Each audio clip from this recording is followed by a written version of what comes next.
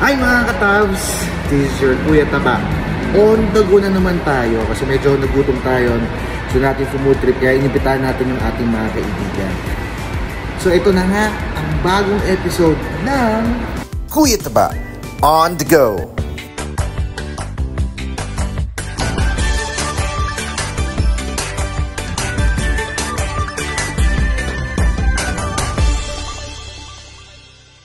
At ito nga mga katabs, dumating na tayo sa Torisur sa Las Piñas.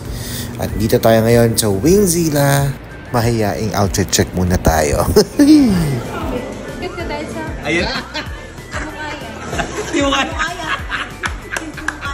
Ayan ako dyan Tapos ako dyan. Okay po yung 399 po per head po yun. Kasama na yung pasta, fries, takoyaki, rice, and drinks.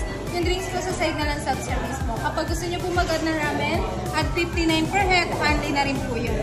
So first order yung chicken, 4 na flavors po muna. For sharing na yun. Then after nun, kapag gusto nyo ulit magpa-refill, kayo na po yung magde-decides nun kung ilang flavor and ilang pieces po para iwas leftover. Yun lang naman po, strictly no leftover. Kahit first order pa lang ng mga food, kapag may natira, charge pa rin po yun as leftover. And I thank you. Mga katabs, ito nga pala si Nico, si Giong, si Lia Kim, si Giselle, saka si Mamita ang kasama ko. Iyon, ang sarap!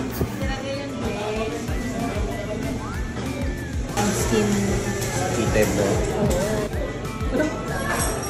At ibingi.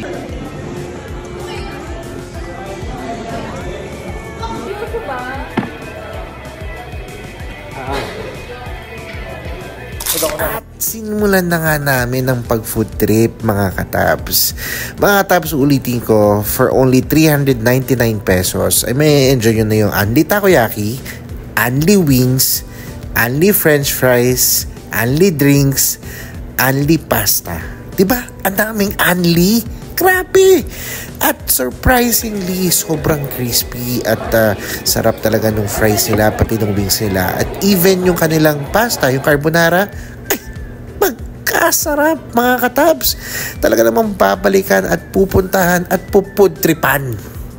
Wow!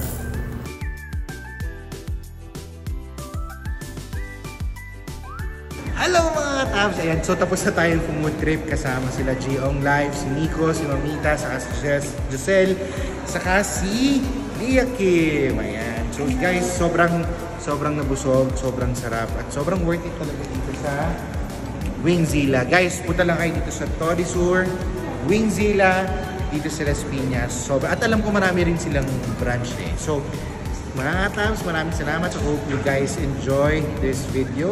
Please don't forget to like, share, and subscribe po sa vlog ko ng inyong Kuya Taba, David Chowder TV.